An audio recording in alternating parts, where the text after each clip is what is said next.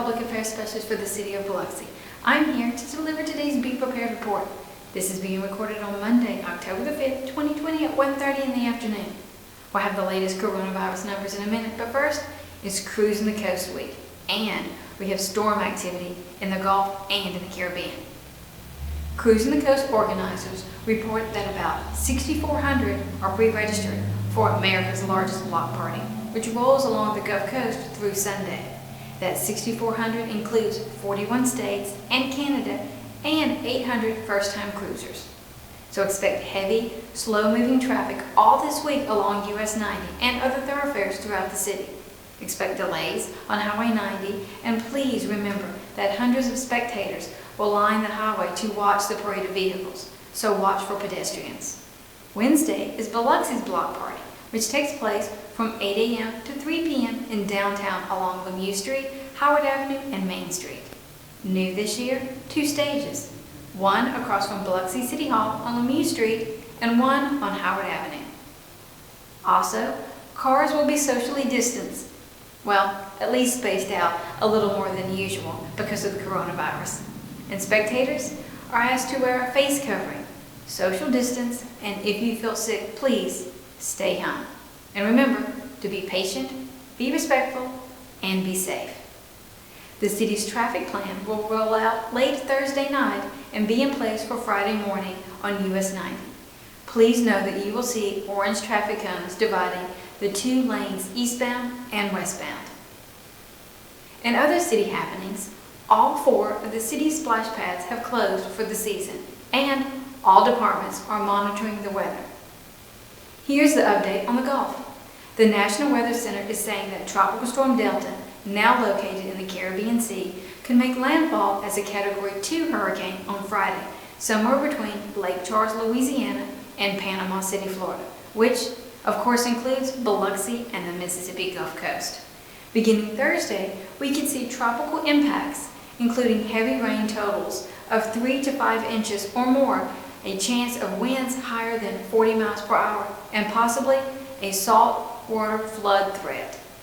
But we're not there yet. You should continue monitoring the weather reports. Make sure you have your storm plan in place, and don't forget to sign up for Be Alert, the city's text messaging system, for traffic and weather advisories. Just text Biloxi to 888-777. That's BILOXI to 888-777. Now, today's coronavirus numbers. Today, the Mississippi State Department of Health reports that in the past 24 hours, 215 new cases of the coronavirus were identified, and since Friday, 1,145 new cases were reported. This brings the state total to 100,703 cases of the coronavirus. Also, in the past 24 hours, no new deaths were reported statewide. This brings the total to 3,013 deaths statewide. This chart shows the total number of positive tests statewide since the crisis began.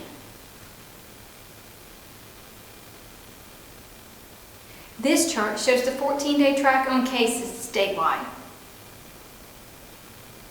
In Harrison County, the State Department reports 20 new cases of the coronavirus in the past 24 hours. This brings the countywide total of cases in Harrison County to 4,097 cases of the coronavirus and 76 deaths. Here's the 14-day track for Harrison County, which shows the daily average cases. Remember, face coverings are still required in all city buildings. All city employees are still asked to wear a face mask when near others, and everyone should continue to follow CDC guidelines to help stop the spread of the coronavirus. The virus is still out there, affecting people. This is obvious in the numbers reported by the Mississippi State Department of Health. So please continue to do your part to help stop the spread of the coronavirus.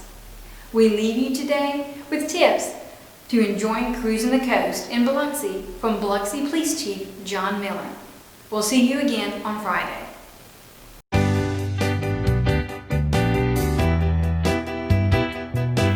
Joining me now is Biloxi Police Chief John Miller. John, it's October, that means Cruising the Coast. How are you preparing for this year's Cruising the Coast? Well, you know, it is a little different. Certainly this is not the first Cruising the Coast we've dealt with, but it is the first one we've dealt with with what's going on now. With Pandemic. COVID, yeah, and other things, throughout the nation too, protesters, things like that. So this is the first time we've had those elements to worry about. I think we've done pretty good. We're going to try to keep everybody spaced as much as we can. If people have a mind of their own, there is no mechanism to force someone out in the open, to wear a face mask or to social distance, but we certainly are going to ask people to do that. The fire department has teams together that are going to go out and they're just going to, have face masks available. Hey, here's a face mask if you need it.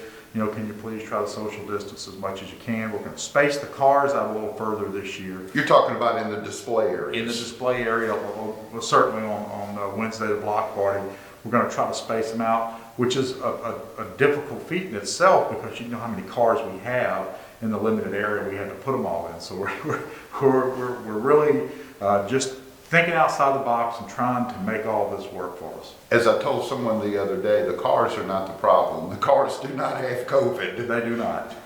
So now...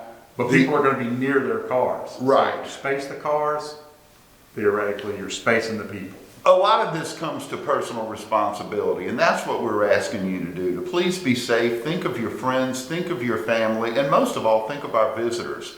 The real harbinger of Cruisin' the Coast and the real harbinger of any special event we have in Biloxi are the traffic cones. Explain to people what the cones are, because that has been hugely successful for y'all in keeping traffic moving. It has. It's also brought along a lot of complaints and people who... A lot or a few? Well, there's been a number of complaints, right. Let's say that. And some people don't pay attention, they hit the cones. They're rubber, so we chose those cones for that reason. But the reason the cones, a lot of people think we put them out so we can slow traffic and all. It does have that effect. But the reason the cones are out there is so if something happens, we can immediately divert traffic to one lane, and we'll have one lane open for emergency vehicles like fire trucks and ambulances. People believe, or people seem to believe, that if ambulance is behind you, that you can just move over. But when you have this much traffic, this close together, sometimes it's impossible. We've had ambulances that just had to stop because there was nowhere for the traffic to move out of their way. So if it was a major incident, happens, we can immediately divert emergency vehicles to one lane, and they'll be able to freely travel and get where they need to go. If it's a fire, if it's a heart attack, if it's, anything, they'll be able to get there. We usually don't implement that until we see, the one lane that is, until we see that traffic is growing to a crawl and may gridlock. Mm-hmm. We have learned, we learned through trial and error about gridlock and what happens. Once traffic draws to a standstill, you would think that all you have to do is get the problem out of the way ahead and traffic will start moving. But that's not the way it works. There's a whole science behind it.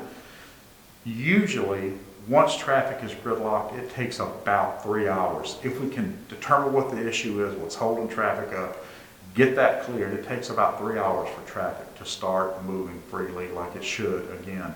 So when you see us diverting to one lane, there's a couple of things. Either there's an incident that's taking place and we need to be able to get vehicles there, or traffic is growing going so slow that we're afraid it's going to gridlock, and as long as we can keep it moving, we can be successful. But if it ever stops, and if it ever stops for more than 5 or 10 minutes, you can bet, I don't know why people do it, it's a phenomenon on its own, but people will get out of their vehicles and start socializing in the roadway.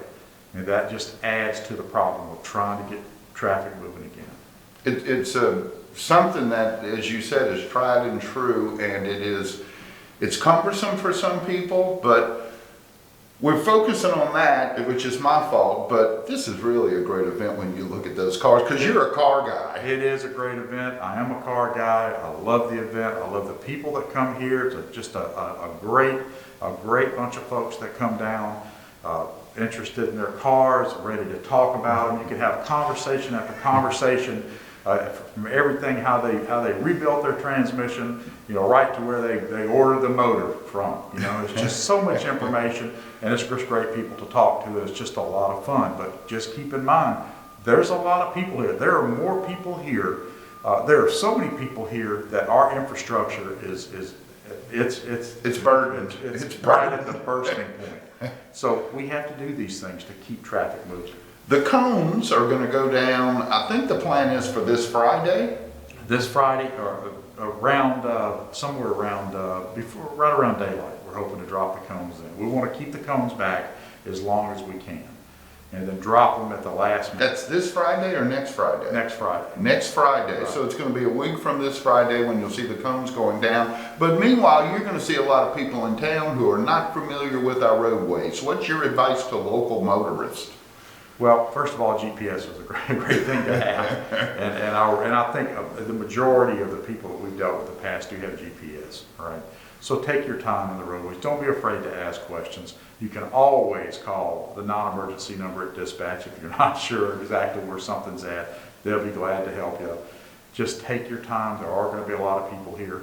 We know from what Mr. Bailey told us is that we have quite a few first-timers this year. More than 800 first-timers. That we know of. And I attribute that because I'm sure that throughout the country people have been locked down for a while with COVID. And now here this event is, they're like, hey, let's go check that event out. That's what I think's happening. I think you're exactly right. But, you know, we'll see. But patience is the big thing, and also drive defensively. Patience, leave your phone in the console. You can stop somewhere and text or make a call. Leave that phone out of the way. Certainly don't be drinking and driving, which is not something we worry about with this crowd as much. But pay attention, like you said, drive defensively. Pay attention to the people around you.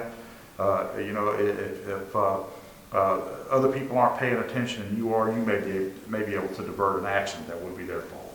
So the cones go down a week from Friday, and they're going to go down from where to where? We'll put them from the I-110 all the way to the Beach Road. That's the plan. Now, if we look and see that we don't have as much activity as we think we're going to, personally, I think we're going to have a record year. I do too. But if we see that it's not going to be as crowded as we thought it was going to be, we may shorten that distance. Okay.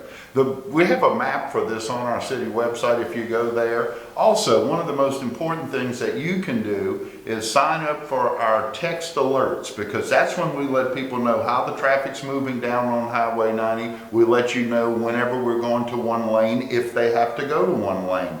The way you do that is on your phone. Text Biloxi, Biloxi to 888-777. Biloxi to 888-777. You got all your men and women coming in, I'll bet. It's all hands on deck, with the exception of a couple that are injured right now, a couple that are deployed militarily, and then you know, there may be one or two that, in order to get everybody's vacation in, there may be one or two that actually. You're going to have other law enforcement agencies coming in? We are. We're going to bring about 15 in, which has been the standard for most events. Now we'll bring about 15 from other parts of the state. They'll come down. They're sworn Biloxi policemen. For that weekend? For that weekend, that's right. We treat them just like we would any other Biloxi policeman. We put them through the rigorous background check and all that, and make sure that they're suitable to be a Biloxi policeman. They'll be wearing another uniform from another city, but they will be a sworn Biloxi policeman. It's just like Mardi Gras. If you see a cop, listen to what they say. Absolutely. Look in that camera. If you disagree with them, there's a mechanism for that. But right then is not the time. Do what the officer's telling you. Chief mentioned the number to call, 9-emergency. That is 228-392-0641. Look into that camera and give people the best advice you can about preparing for cruising the coast. Be prepared to be delayed. It's going to happen. Come to enjoy yourself. Don't let anybody make you angry. Certainly, we don't want any road rage incidents. And be careful. Watch the people around you, and call us if you need us. And have fun. Thank you, Chief. Yes, sir.